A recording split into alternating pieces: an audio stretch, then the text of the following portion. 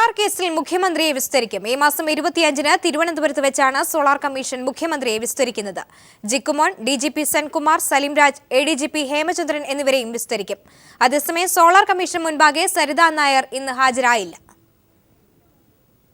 Solar commission മുമ്പാകെ സരിതാ നായരോട് ഇന്ന് ഹാജരാകാൻ നിർദ്ദേശിച്ചിരുന്നെങ്കിലും രാമങ്കരി കോടതിയിൽ അടിയന്തരമായി ഹാജരാകേണ്ടതിനാൽ ഇന്ന് കമ്മീഷനിൽ ഹാജരാകാൻ കഴിയില്ലെന്ന് സരിതയുടെ അഭിഭാഷകൻ അറിയിക്കുകയായിരുന്നു. ഇതേ തുടർന്ന് കമ്മീഷന്റെ പ്രവർത്തനത്തിൽ ബുദ്ധിമുട്ട് ജസ്റ്റിസ് G. ശിവരാജൻ ഉത്തരവിറക്കുകയായിരുന്നു. സരിതയ്ക്ക് സത്യം പറയാൻ ബുദ്ധിമുട്ടുള്ളതായി തോന്നുന്നുവെന്ന് കമ്മീഷൻ പറഞ്ഞു. സരിത സത്യം പറയുന്നത് തടയാൻ ഏതോ കോണിൽ നിന്ന് സമ്മർദ്ദമുള്ളതായി കരുതുന്നുവെന്നും കമ്മീഷൻ പറഞ്ഞു.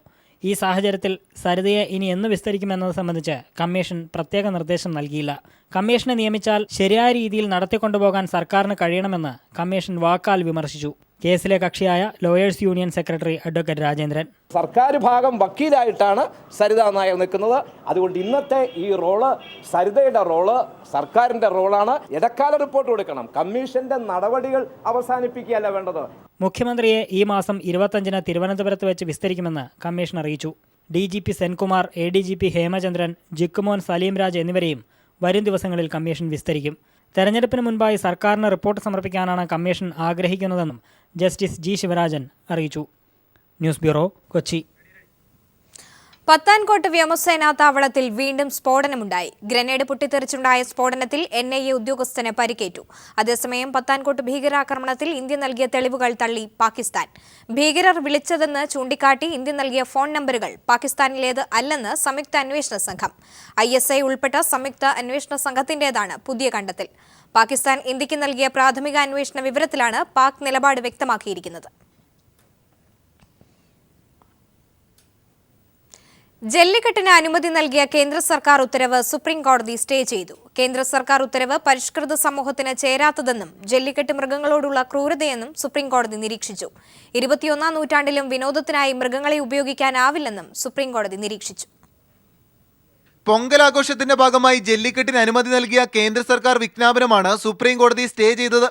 ഈ മാസം 8-നാണ് വിനോദങ്ങൾക്ക് ഉപയോഗിക്കാനുള്ള മൃഗങ്ങളുടെ പട്ടികയിൽ നിന്ന് കാളകളെ ഒഴിവാക്കി പുതിയ വിജ്ഞാപനം കേന്ദ്ര സർക്കാർ പുറത്തിറക്കിയത്.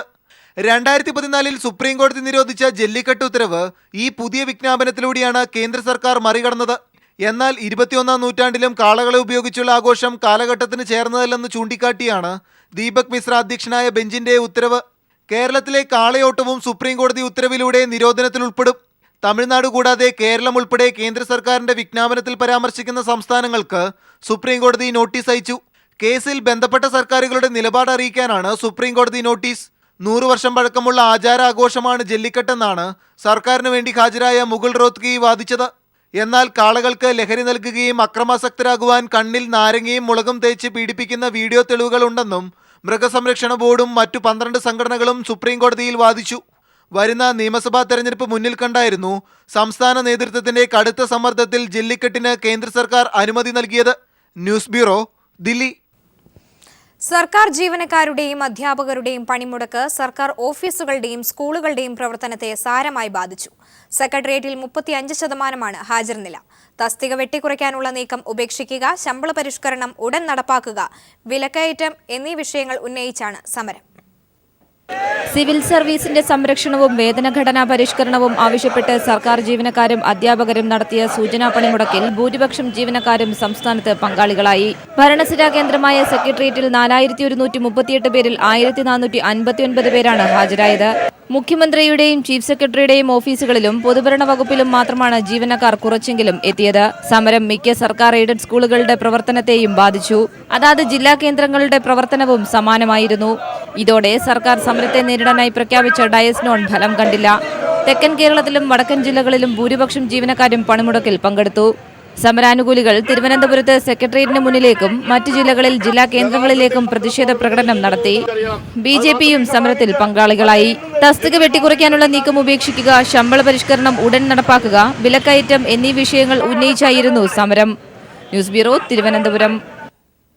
P. ജയരാജന്റെ മുൻകൂർ ജാമ്യാപേക്ഷ പരിഗണിക്കുന്നത് ഈ മാസം 18-ലേക്ക് മാറ്റി. കതിരൂർ മനോജ് വധക്കേസുമായി ബന്ധപ്പെട്ടാണ് P. ജയരാജൻ കോടതിയെ സമീപിച്ചത്.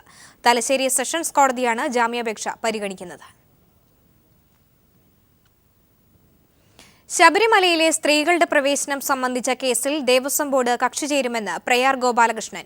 അയ്യപ്പന്മാരുടെ വികാരങ്ങൾ ദേവസ്വം ബോർഡ് കോടതിയെ അറിയിക്കുമെന്നും ആചാരങ്ങൾക്ക് ഭംഗം വരാത്ത രീതിയിൽ മാത്രമേ എന്തും ചെയ്യൂവെന്നും പ്രയാർ ഗോപാലകൃഷ്ണൻ പറഞ്ഞു. അയ്യപ്പൻ നൈഷ്ഠിക ബ്രഹ്മചാരി തന്നെയാണ്. ആ ബ്രഹ്മചാരിയുടെ വിശ്വാസങ്ങൾ സൂക്ഷിക്കുവാൻ ഹൈന്ദവ അയ്യപ്പ ഭക്ത ആരാധകർക്ക് അവകാശമുണ്ട്. ദേവസ്വം ബോർഡ് കക്ഷി ചേരുന്നുണ്ട്.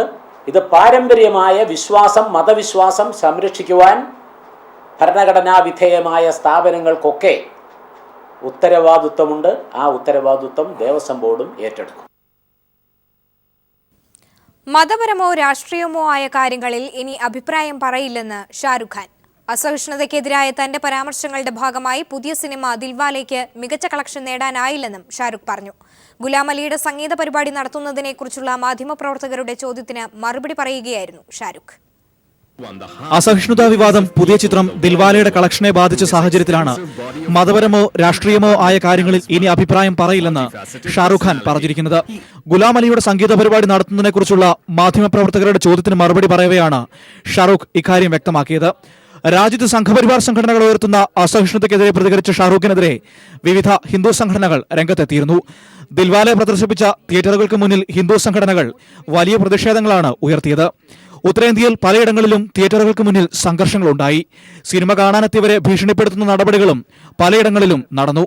ഇതേ തുടർന്ന് പ്രതീക്ഷിച്ച കളക്ഷൻ ചിത്രത്തിന് നേടാനായില്ല. ഷാരൂഖ് ഖാന്റെ സുരക്ഷയടക്കം പിൻവലിക്കുന്ന പ്രതികാര നടപടികൾ സർക്കാരിന്റെ ഭാഗത്തുനിന്നും ഉണ്ടായി. സംഘപരിവാർ ഭീഷണികൾക്ക് മുന്നിൽ സ്വന്തം അഭിപ്രായ സ്വാതന്ത്ര്യം പോലും അടിയറ വയ്ക്കേണ്ടി വന്ന കലാകാരന്റെ ദയനീയതയാണ് ഷാരൂഖ് ഖാന്റെ പ്രസ്താവനയിൽ തെളിയുന്നത്. News desk. രാജ്യത്ത് 1 ലിറ്റർ ക്രൂഡ് ഓയിലിന് 1 കുപ്പി വെള്ളത്തേക്കാൾ വിലക്കുറവ്. ക്രൂഡ് ഓയിലിന്റെ വില ചരിത്രത്തിലെ ഏറ്റവും താഴ്ന്ന നിലയിലേക്ക് കൂപ്പുകുത്തിയിട്ടും ആഭ്യന്തര വിപണിയിൽ വില കുറഞ്ഞില്ല. ഇറക്കുമതി തീരുവ അടിക്കടി വർദ്ധിപ്പിച്ചും എണ്ണവില കുറയ്ക്കാൻ നടപടി സ്വീകരിക്കാതെയും ജനങ്ങളെ പിഴിയുകയാണ് കേന്ദ്ര സർക്കാർ. കഴിഞ്ഞയാഴ്ച പെട്രോളിയം മന്ത്രാലയം പുറത്തുവിട്ട കണക്കുകൾ പ്രകാരം രാജ്യത്ത് ക്രൂഡ് ഓയിലിന്റെ വില ബാരലിന് 1956 രൂപ 45 പൈസ, അതായത് 1 ലിറ്ററിന് 12 രൂപ. 1 ലിറ്റർ ശുദ്ധീകരിച്ച കുപ്പിവെള്ളത്തിന് ശരാശരി 15 രൂപയാണ് ചില്ലറ വിപണിയിൽ വില ഈടാക്കുന്നത്. ചുരുക്കി പറഞ്ഞാൽ 1 ലിറ്റർ കുപ്പിവെള്ളത്തേക്കാൾ 3 രൂപ കുറവാണ് 1 ലിറ്റർ ക്രൂഡ് ഓയിലിന് എന്ന സ്ഥിതി. കഴിഞ്ഞ ഒരു വർഷത്തിനിടെ അന്താരാഷ്ട്ര വിപണിയിൽ ക്രൂഡ് ഓയിലിന്റെ വില 70% താഴ്ന്നു. എന്നാൽ ആഭ്യന്തര വിപണിയിൽ പെട്രോൾ ഡീസൽ വില 20% മാത്രമാണ് കുറഞ്ഞത്. ക്രൂഡ് ഓയിലിന്റെ വില കുറയുന്നതിനനുസരിച്ച് കേന്ദ്ര സർക്കാർ എക്സൈസ് തീരുവ വർദ്ധിപ്പിച്ചുകൊണ്ടിരിക്കുന്നു. 2015-2016 സാമ്പത്തിക വർഷം 3 തവണയും മുൻവർഷം 4 തവണയും പെട്രോളിന്റെയും ഡീസലിന്റെയും തീരുവ വർദ്ധിപ്പിച്ചു. ആഗോള വിപണിയിൽ എണ്ണവില കുറയുന്നതിന്റെ ആനുകൂല്യം ജനങ്ങളിലേക്ക് നേരിട്ടെത്തിക്കാതെ തീരുവ കൂട്ടി കിട്ടുന്ന വരുമാനം വഴി ധനക്കമ്മി കുറയ്ക്കുക എന്ന സാമ്പത്തിക ശാസ്ത്രമാണ് മോഡി സർക്കാർ തുടരുന്നത്. ക്രൂഡ് ഓയിലിന് വെള്ളത്തേക്കാൾ വില കുറഞ്ഞിട്ടും പെട്രോൾ ഡീസൽ വില കുറക്കാതെ തീവെട്ടിക്കൊള്ള നടത്തുന്ന എണ്ണ കമ്പനികൾക്ക് ഒത്താശ ചെയ്യുന്ന നിലപാടാണ് സർക്കാർ സ്വീകരിക്കുന്നത്. News bureau, Delhi. കയർഫെഡ് ജീവനക്കാർ അനിശ്ചിതകാല സമരത്തിൽ. ശമ്പള പരിഷ്കരണവുമായി ബന്ധപ്പെട്ട് വകുപ്പ് മന്ത്രി കരാർ ഒപ്പുവെച്ച് 1.5 വർഷം കഴിഞ്ഞിട്ടും കരാർ നടപ്പിലാക്കാത്തതിൽ പ്രതിഷേധിച്ചാണ് സമരം. സംയുക്ത സമരസമിതിയുടെ നേതൃത്വത്തിലാണ് അഖിലേന്ത്യാ അടിസ്ഥാനത്തിൽ സമരം നടക്കുന്നത്. കയർഫെഡ് ജീവനക്കാർ നടത്തിയ പണിമുടക്കിനെ തുടർന്ന് കയർ വകുപ്പ് മന്ത്രി ചർച്ചയ്ക്ക് വിളിക്കുകയും സർക്കാർ DA പ്രകാരമുള്ള ശമ്പള വർധനവ് ജാനുവരി 1, 2014 മുതൽ നടത്തി സെപ്റ്റംബർ 30 മുൻപായി പരിഷ്കരണം നടപ്പിൽ വരുത്തുന്നതിന് നിശ്ചയിച്ചിരുന്നു. തുടർന്ന് ധാരാളം ചർച്ചകളും നടത്തിയിരുന്നു. എന്നാൽ 21/11/2014 കൂടിയ ചർച്ചയിൽ ശമ്പള പരിഷ്കരണം സംബന്ധിച്ച കരാറിൽ ഏർപ്പെടുകയും ചെയ്തിട്ടുള്ളതാണ്. എന്നാൽ കരാർ ഒപ്പിട്ട് 1.5 വർഷം കഴിഞ്ഞിട്ടും കരാർ നടപ്പിലാക്കാത്തതിൽ പ്രതിഷേധിച്ചാണ് സംയുക്ത സമരസമിതിയുടെ നേതൃത്വത്തിൽ കയർഫെഡ് ജീവനക്കാർ അനിശ്ചിതകാല സമരത്തിൽ ഏർപ്പെട്ടിരിക്കുന്നത്. മാനേജ്മെന്റും ഗവൺമെന്റും ജീവനക്കാരുടെ പ്രതിനിധികളുമായി ഒപ്പുവെച്ച കരാർ നടപ്പാക്കണമെന്നാണ് ഞങ്ങളുടെ ആവശ്യം. കാരണം കേരളത്തിന്റെ ചരിത്രത്തിൽ തന്നെ ആദ്യമാണെന്ന് തോന്നുന്നു ഒരു എഗ്രിമെന്റ് ഉണ്ടാക്കിയിട്ട് ആ എഗ്രിമെന്റ് നടപ്പാക്കാൻ വീണ്ടും സമരം ചെയ്യുന്ന ഒരു സ്ഥിതികേടിലാണ് ഞങ്ങൾ. കയർഫെഡിലെ തൊഴിലാളികൾക്ക് കഴിഞ്ഞ 1.5 വർഷം കൊണ്ട് കിട്ടിക്കൊണ്ടിരുന്ന തുകയിൽ നിന്നും ക്ഷാമബദ്ധ 450 രൂപയോളം കുറവാണ് ഇപ്പോൾ കിട്ടുന്നത്. മറ്റ് പൊതുമേഖലാ സ്ഥാപനങ്ങളിലെ ജീവനക്കാരുടെ ശമ്പളവുമായി തട്ടിച്ചു നോക്കിയാൽ വളരെ തുച്ഛമായ ശമ്പളം പറ്റുന്ന കയർഫെഡ് ജീവനക്കാർക്ക് കരാർ നടപ്പിലാക്കുന്നതിനുള്ള കാലതാമസമാണ് പ്രതിഷേധത്തിനിടയാക്കിയത്. News bureau, Alappuzha. ഉത്തർപ്രദേശിൽ ഭർത്തൃമാതാവിനെ കഴുത്തുഞെരിച്ച് കൊല്ലാൻ ശ്രമിച്ച യുവതി അറസ്റ്റിൽ. ഭർത്താവ് രഹസ്യമായി സ്ഥാപിച്ച CCTVയിലൂടെയാണ് ഭാര്യയുടെ ക്രൂരതയുടെ കഥ പുറംലോകം അറിഞ്ഞത്. ഭർത്തൃവീട്ടുകാരുമായുള്ള തർക്കത്തെ തുടർന്നാണ് യുവതി ഭർത്തൃമാതാവിനെ കഴുത്തുഞെരിച്ചും ശ്വാസം മുട്ടിച്ചും കൊല്ലാൻ ശ്രമിച്ചത്. ഭാര്യ തന്റെ മാതാപിതാക്കളെ അപായപ്പെടുത്താനുള്ള സാധ്യത മുന്നിൽ കണ്ട ഭർത്താവ് വീട്ടിൽ CCTV സ്ഥാപിച്ചിരുന്നു. ഇതിൽ പതിഞ്ഞ ദൃശ്യങ്ങളിലൂടെയാണ് സംഭവം പുറം ലോകമറിഞ്ഞത്. ഉത്തർപ്രദേശിലെ ബിജ്നോറിലാണ് സംഭവം. ഭർത്തൃമാതാവിനെ ക്രൂരമായി കൊല്ലാൻ ശ്രമിച്ച സംഗീത എന്ന യുവതിയെ പോലീസ് അറസ്റ്റ് ചെയ്തു. ജനുവരി 5-നായിരുന്നു സംഭവം. ഭർത്താവിന്റെ മാതാപിതാക്കളും തമ്മിൽ ചില പ്രശ്നങ്ങൾ നിലനിന്നിരുന്നു. ഇതേ തുടർന്ന് സംഗീത പോലീസിൽ പരാതി നൽകുകയും പോലീസ് ഭർത്താവ് സന്ദീപിനെ കസ്റ്റഡിയിലെടുക്കുകയും ചെയ്തു. സ്ത്രീധനത്തിന്റെ പേരിൽ പീഡിപ്പിക്കപ്പെടുന്നു എന്നായിരുന്നു പരാതി. സംഗീത പോലീസിൽ പരാതി നൽകിയപ്പോഴാണ് സന്ദീപ് വീട്ടിൽ CCTV സ്ഥാപിച്ചത്. ഇക്കാര്യം സംഗീത അറിഞ്ഞിരുന്നില്ല. പോലീസ് കസ്റ്റഡിയിൽ നിന്നും പുറത്തുവന്ന ശേഷം CCTV പരിശോധിച്ചപ്പോഴാണ് സംഗീത മാതാവിനെ മർദ്ദിക്കുന്നതും കഴുത്ത് ഞെരിക്കുന്നതും ശ്രദ്ധയിൽപ്പെട്ടത്. ഇന്നലെ സന്ദീപ് ഇക്കാര്യം ദൃശ്യങ്ങൾ സഹിതം പോലീസിനെ അറിയിക്കുകയും സംഗീതയെ പോലീസ് അറസ്റ്റ് ചെയ്യുകയുമായിരുന്നു. News desk. ഹൈക്കോടതി ഉത്തരവുമായി എത്തിയിട്ടും ഉദ്യോഗാർത്ഥികളെ PSC അധികൃതർ പരീക്ഷ എഴുതാൻ അനുവദിച്ചില്ലെന്ന് പരാതി. സഹകരണ ബാങ്കുകളിലെ പബ്ലിക് റിലേഷൻസ് ഓഫീസർ തസ്തികയിലേക്ക് പത്തനംതിട്ടയിൽ നടന്ന ഓൺലൈൻ പരീക്ഷയിൽ നിന്നാണ് ഉദ്യോഗാർത്ഥികളെ മാറ്റി നിർത്തിയത്. കണ്ണൂർ, തൃശൂർ, പാലക്കാട് സഹകരണ ബാങ്കുകളിൽ പബ്ലിക് റിലേഷൻസ് ഓഫീസർ തസ്തികയിലേക്കായിരുന്നു ഓൺലൈൻ പരീക്ഷ. പബ്ലിക് റിലേഷൻ ഒരു വിഷയമായി പഠിച്ച് ബിരുദാനന്തര ബിരുദം, മാധ്യമപ്രവർത്തനത്തിൽ 3 വർഷത്തിൽ കുറയാത്ത പരിചയം എന്നിവയായിരുന്നു യോഗ്യതയായി നിശ്ചയിച്ചിരുന്നതും. ഇതിനിടെ ദൃശ്യമാധ്യമ രംഗത്തുള്ളവരെ ഈ ജോലിക്ക് പരിഗണിക്കാനാവില്ലെന്ന് കാണിച്ച് ഒരു പ്രത്യേക ഉത്തരവ് ഡിസംബർ 30-ന് PSC പുറത്തിറക്കി. ഇതിനെതിരെ അപേക്ഷകനായിരുന്ന ശ്യാംകുമാർ ഹൈക്കോടതിയെ സമീപിച്ചു. പ്രവൃത്തി പരിചയം സംബന്ധിച്ച് വിജ്ഞാപനത്തിൽ വ്യക്തത കുറവുണ്ടെന്ന് കാണിച്ച് മറ്റൊരു ഉദ്യോഗാർത്ഥിയായ വിനീതയും കോടതിയെ സമീപിച്ചു. ഇരുവരെയും പരീക്ഷ എഴുതാൻ അനുവദിക്കണമെന്ന് ജനുവരി 8-ന് ഹൈക്കോടതി ഉത്തരവിട്ടു. എന്നാൽ ചോദ്യപേപ്പർ അപ്ലോഡ് ചെയ്യാൻ പറ്റിയിട്ടില്ലെന്ന സാങ്കേതിക തടസ്സം പറഞ്ഞ് പരീക്ഷ എഴുതാൻ ഉദ്യോഗാർത്ഥികളെ PSC അനുവദിച്ചില്ല. ഞാൻ ഉൾപ്പെടെ 2 പേരുടെ ഉത്തരവ് ഒരു 4:30 കൂടിയാണ് ഹൈക്കോടതി വിധി പ്രസ്താവിക്കുന്നത്. അപ്പോൾ അതനുസരിച്ച് PSCയുടെ അഡ്വക്കേറ്റ് അവരെ അറിയിച്ചിട്ടുണ്ട് എന്നാണ് നമ്മൾ മനസ്സിലാക്കുന്നത്. അപ്പോൾ വേണമെങ്കിൽ അവർക്ക് ചെയ്യാമായിരുന്നു. എന്നാൽ കോടതി ഉത്തരവ് നടപ്പാക്കുന്നതിൽ മനഃപൂർവ്വം ഒരു അലംഭാവം അവർ കാണിച്ചു എന്നാണ് നമുക്ക് മനസ്സിലാവുന്നത്. PSCയുടെ തീരുമാനത്തിനെതിരെ വീണ്ടും കോടതിയെ സമീപിക്കുമെന്ന് ഉദ്യോഗാർത്ഥികളും വ്യക്തമാക്കി. News bureau, Pathanamthitta. Irinjalakuda credits and leasing company ലിമിറ്റഡിന്റെ സിൽവർ ജൂബിലിയോടനുബന്ധിച്ച് നടന്ന പുതുവത്സരാഘോഷങ്ങൾ ചീഫ് വിപ്പ് തോമസ് ഉണ്ണിയാടൻ ഉദ്ഘാടനം ചെയ്തു. MLA-മാരായ C. രവീന്ദ്രനാഥ്, ഗീതാ ഗോപി, ICL MD-യും CEO-യുമായ KG Anilkumar, ICL general manager Uma Anilkumar തുടങ്ങിയവർ ഭദ്രദീപം തെളിയിച്ചു. ICL ചെയർമാൻ KK വിൽസൺ അധ്യക്ഷനായിരുന്നു. CPIM പോളിറ്റ് ബ്യൂറോ അംഗം പിണറായി വിജയൻ നേതൃത്വം നൽകുന്ന നവകേരള മാർച്ചിന്റെ ഉദ്ഘാടനത്തിനുള്ള ഒരുക്കങ്ങൾ പൂർത്തിയായി. ജനുവരി 15-ന് ഉച്ചതിരിഞ്ഞ് 3-ന് കാസർഗോഡ് ഉപ്പളയിൽ CPIM പോളിറ്റ് ബ്യൂറോ അംഗം പ്രകാശ് കാരാട്ട് മാർച്ച് ഉദ്ഘാടനം ചെയ്യും. ഫെബ്രുവരി 14-ന് തിരുവനന്തപുരത്താണ് മാർച്ച് സമാപിക്കുക. മതനിരപേക്ഷ അഴിമതിരഹിത വികസിത കേരളം എന്ന സന്ദേശവുമായാണ് ജനുവരി 15-ന് കാസർഗോഡ് ജില്ലയിലെ മഞ്ചേശ്വരം നിയോജക മണ്ഡലത്തിലെ ഉപ്പളയിൽ നിന്നും CPIM പോളിറ്റ് ബ്യൂറോ അംഗം പിണറായി വിജയൻ നേതൃത്വം നൽകുന്ന നവകേരള മാർച്ച് ആരംഭിക്കുന്നത്.